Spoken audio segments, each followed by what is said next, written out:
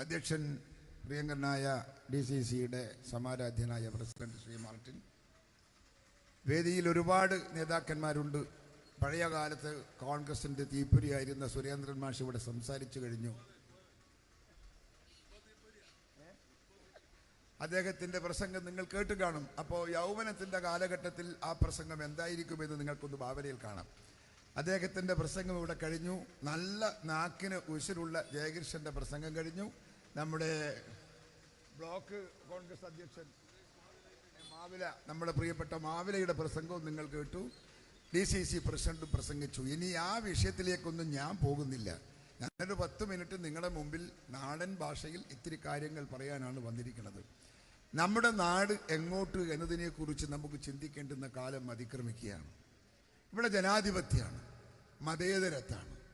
ഈ ജനാധിപത്യവും മതേതരത്വവും ലോകത്തിൻ്റെ കണ്ണിൽ ഏറ്റവും സുരക്ഷിതമായി സംരക്ഷിക്കപ്പെടുന്ന ഒരു നാടാണ് ഇന്ത്യ എന്നാണ് വെപ്പ്. പക്ഷെ ഇവിടെ എവിടെയാണ് ജനാധിപത്യം? ഇപ്പോൾ കൊച്ചു കേരളം നമുക്ക് നോക്കാം. 8 വർഷമായി പിണറായി വിജയൻ കേരളത്തിൻ്റെ മുഖ്യമന്ത്രിയായി സംസ്ഥാനം ഭരിക്കുകയാണ്. 8 വർഷമായി. ഈ 8 വർഷത്തിലിടക്ക് നിങ്ങൾ ജനാധിപത്യവും മതേതരത്വവും കേരളത്തിൻ്റെ രാഷ്ട്രീയ മണ്ഡലത്തിൽ ചോദ്യം ചെയ്യപ്പെട്ട സന്ദർഭങ്ങൾ എത്രയെന്ന് കൈയുടെ വിരലുകൾ മടക്കിക്കൊണ്ട് നിങ്ങൾ കണക്ക് കൂട്ടണം. മുഖ്യമന്ത്രിയാണ് അദ്ദേഹം, നമ്മുടെ നാട്ടുകാരനാണ്, നമുക്ക് അഭിമാനിക്കാം. പക്ഷേ ആ നാട്ടുകാരനെ കൊണ്ട് അപമാന ഭാരത്തിലാണ് പടവാറുകാർ കണ്ണൂക്കാരുള്ളത് എന്നതാണ് ഒരു യാഥാർത്ഥ്യം. അദ്ദേഹത്തിൻ്റെ ഭരണം ചിതറിപ്പോയി. അദ്ദേഹത്തിൻ്റെ ഭരണത്തിന് ലക്ഷ്യങ്ങൾ തെറ്റി. അദ്ദേഹത്തിൻ്റെ ഭരണം ജനങ്ങൾക്കൊരു ആശങ്ക ജനിപ്പിക്കുന്ന ഒരു ഭരണമായി അദ്ദേഹത്തിൻ്റെ ഭരണം മാറിക്കൊണ്ടിരിക്കുകയാണ്. അദ്ദേഹവും അദ്ദേഹത്തിൻ്റെ കുറെ കിങ്കരന്മാരും അവർക്ക് വേണ്ടിയുള്ള ഭരണമായി ഈ കൊച്ചു കേരളത്തിൻ്റെ ഭരണവും ഈ കൊച്ചു കേരളത്തിൻ്റെ ഖജനാവും ഈ കൊച്ചു കേരളത്തിൻ്റെ ഭരണസാധ്യത എല്ലാം അദ്ദേഹം ദുരുപയോഗം ചെയ്യുകയാണ്. ചോദ്യം ചെയ്യാൻ സാധിക്കാത്ത രീതിയിൽ ദുരുപയോഗം ചെയ്യുകയാണ്. ഈ 8 വർഷത്തിനിടക്ക് ഞാൻ ചോദിക്കണു, ഇവിടെ മന്ത്രിയായാലും മുഖ്യമന്ത്രിയായാലും MP ആയാലും ഒക്കെ കുറ്റം ചെയ്താൽ ശിക്ഷിക്കപ്പെടണം. അതാണ് ജനാധിപത്യം. അതാണ് ഇന്ത്യയുടെ ജുഡീഷ്യറി നമ്മോട് പറയുന്നത്. കുറ്റം ചെയ്തവൻ ശിക്ഷിക്കപ്പെടണം. പിണറായി വിജയൻ ചെയ്ത കുറ്റത്തിന് പിണറായി വിജയൻ എവിടെ ശിക്ഷ കിട്ടി? പരിശോധിക്കാം. എത്ര അഴിമതി ആരോപണങ്ങൾ പിണറായി വിജയനെതിരെ ഉയർന്നു വന്നു. ഡോളർ കേസ് വന്നു, സ്വർണ്ണക്കടത്ത് കേസ് വന്നു, മണൽ കടത്ത് കേസ് വന്നു, കൊള്ളപ്പണം അടിച്ചെടുത്തത് കേട്ടു, കരിമണലിന്റെ വിഹിതം വാങ്ങിയ കഥ കേട്ടു, മകളെ അക്കൗണ്ടിലേക്ക് പണം വന്നത് ഞാനും നിങ്ങളും കേട്ടു. ഇതെല്ലാം കേട്ടിട്ടും ഉളുപ്പും നാണവും മാനവും ഇല്ലാതെ പിണറായി വിജയൻ ഇപ്പോഴും കേരളത്തിന്റെ മുഖ്യമന്ത്രിയായിരിക്കുന്നു എന്നത് കേരളത്തിലെ ജനങ്ങളുടെ പ്രതികരണ ശേഷി ഇല്ലായ്മ തെളിവായിട്ടാണ് ഞാൻ അതിനെ നോക്കിക്കാണുന്നതിന്. തകർക്കാൻ സാധിക്കണമായിരുന്നു. മുതൽ കൊള്ളയടിച്ച ഒരു മുഖ്യമന്ത്രി കേരളത്തിൽ ആരാ? ഞങ്ങൾ CPM ആയതുകൊണ്ട് ആക്ഷേപമൊന്നും ഉന്നയിക്കില്ല. മുമ്പ് CPMന്റെ മുഖ്യമന്ത്രിമാർ ഇവിടെ വന്നിട്ടില്ലേ? എത്ര മുഖ്യമന്ത്രിമാരുണ്ടായി? അവസാനത്തെ മുഖ്യമന്ത്രി അച്യുതാനന്ദൻ അടക്കം എത്ര മുഖ്യമന്ത്രി? ഞങ്ങൾ ആർക്കെങ്കിലും എതിരെ ഇതുപോലെ ആരോപണങ്ങൾ ഉന്നയിച്ചിട്ടുണ്ടോ? സ്വർണ്ണക്കടത്ത് അദ്ദേഹം നടത്തിയില്ലേ? സ്വർണ്ണക്കടത്ത് നടത്തിയത് വ്യാപകമായ വാർത്തയായില്ലേ?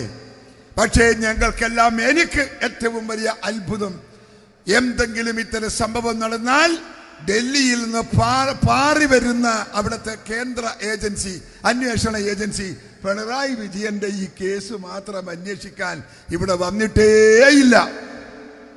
എന്തുകൊണ്ടാണ്?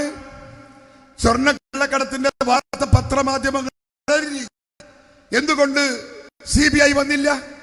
എന്തുകൊണ്ട് കേന്ദ്ര അന്വേഷണ ഏജൻസി വന്നില്ല? ഡോളർ കേസ് വന്നു. ഡോളർ കേസിന്റെ തെളിവുകളൊക്കെ, സ്ത്രീയുടെ പേരെന്തായിരുന്നു?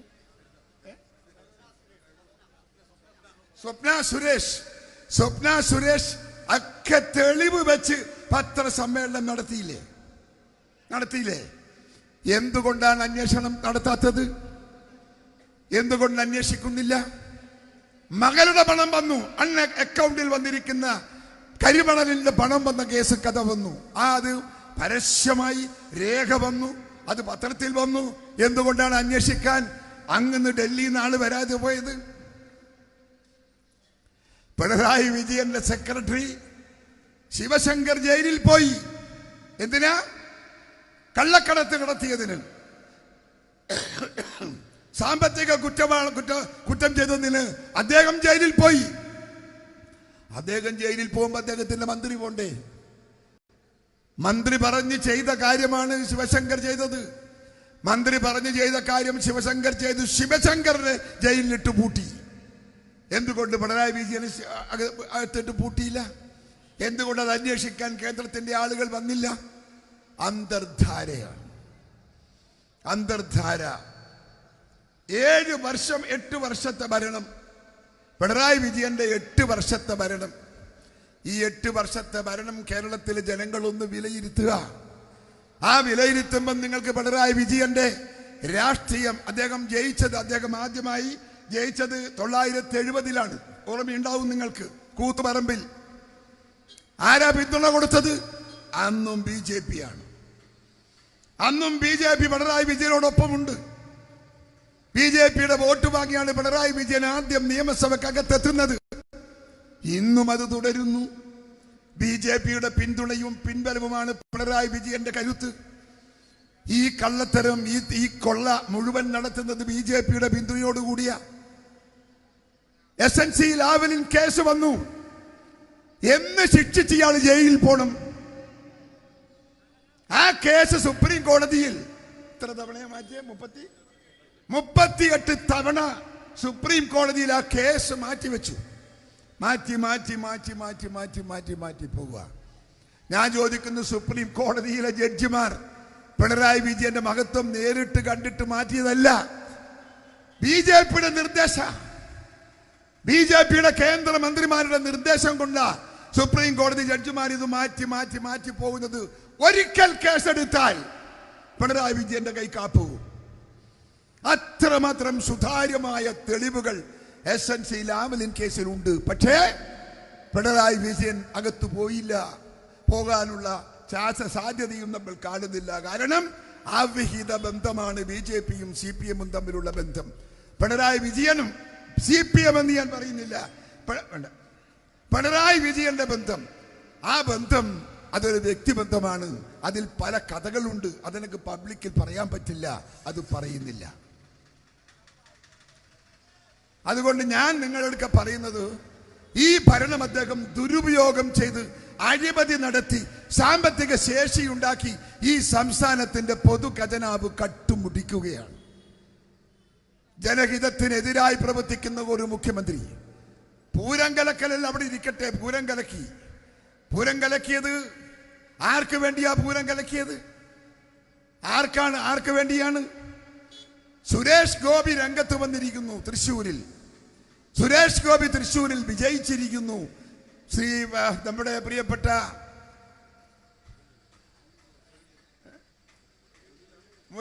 മുരളിയെ തോൽപ്പിച്ചുകൊണ്ട് അദ്ദേഹം BJP വിജയിച്ചിരിക്കുന്നു. ഞാൻ ചോദിക്കുന്നു, എന്തെങ്ങനെ ജയിക്കാൻ സാധിച്ചു? അവിടെ സാധിച്ചത് BJPയുടെ വർദ്ധിത വോട്ട് കൊണ്ടല്ല. BJPക്ക് CPM-ന്റെ വോട്ട് പോയി എന്നതാണ് യാഥാർത്ഥ്യം. അണ്ടർസ്റ്റാൻഡിംഗ് ആണ്. BJPയുമായുള്ള ഇതുപോലത്തെ അണ്ടർസ്റ്റാൻഡിംഗ് വർഷങ്ങളായി CPM-ന്റെ നേതൃത്വം കൊണ്ട് നടക്കുന്നു. ചോദ്യം ചെയ്യാൻ ആ പാർട്ടിക്കകത്ത് ആളുകളില്ല.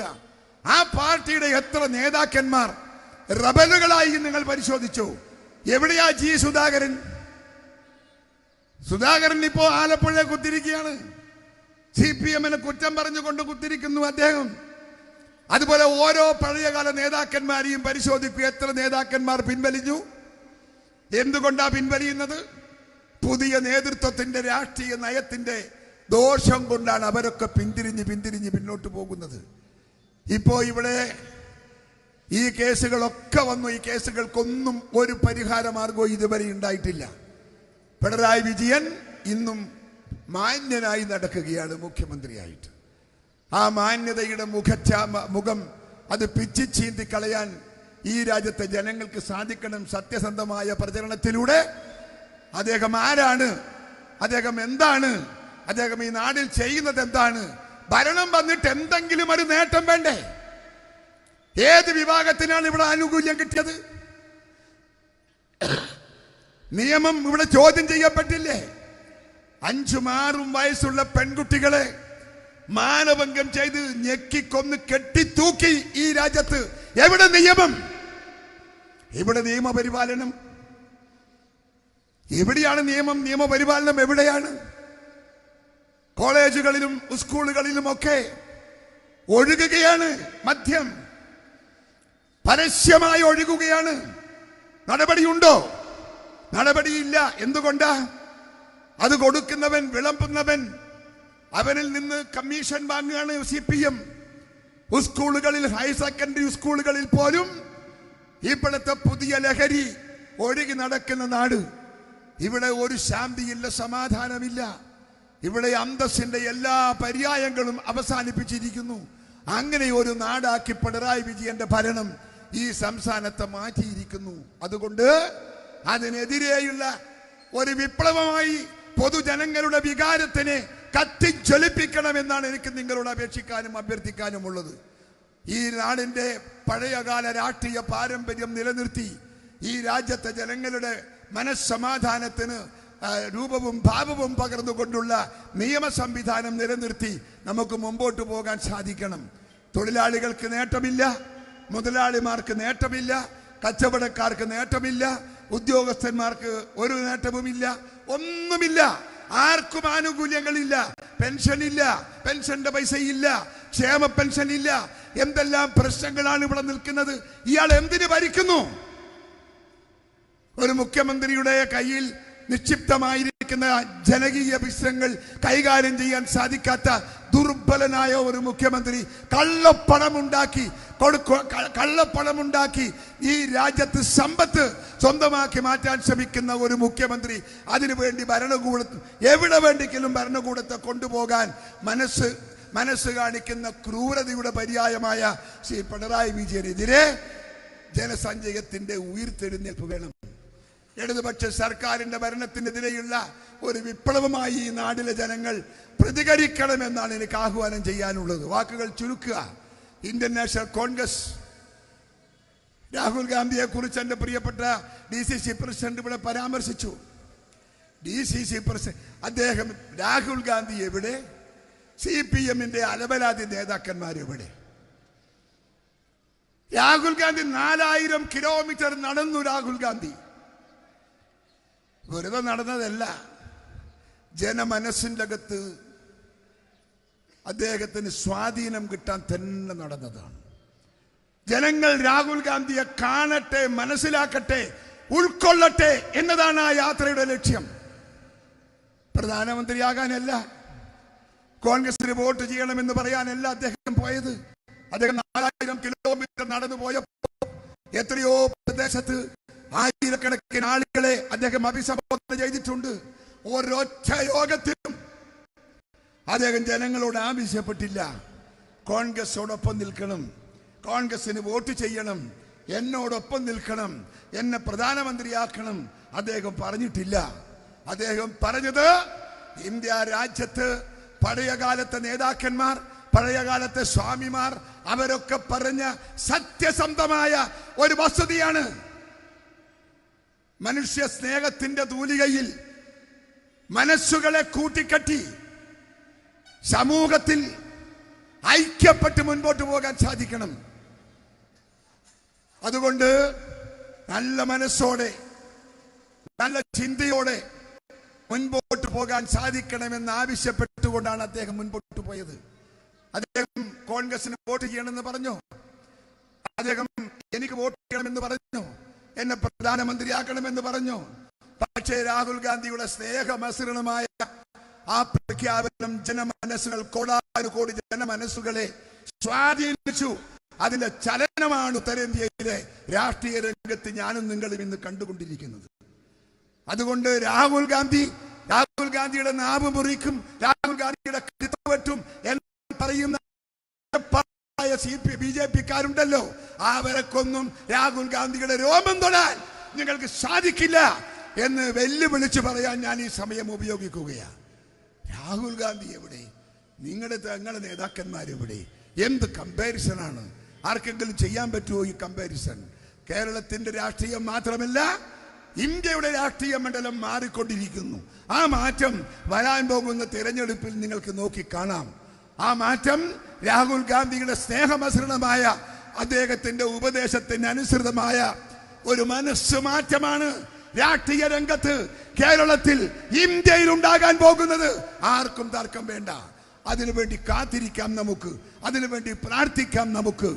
വാക്കുകൾ ചുരുക്കുന്നു. നിങ്ങളെ കാണാൻ 10 മിനിറ്റ് സംസാരിക്കാൻ കിട്ടിയ ഈ അവസരത്തിന് നന്ദി പ്രകാശിപ്പിക്കുന്നു. എല്ലാവർക്കും അഭിവാദ്യങ്ങൾ. നിങ്ങൾക്ക് നമസ്കാരം. ജയ് ഹിന്ദ്.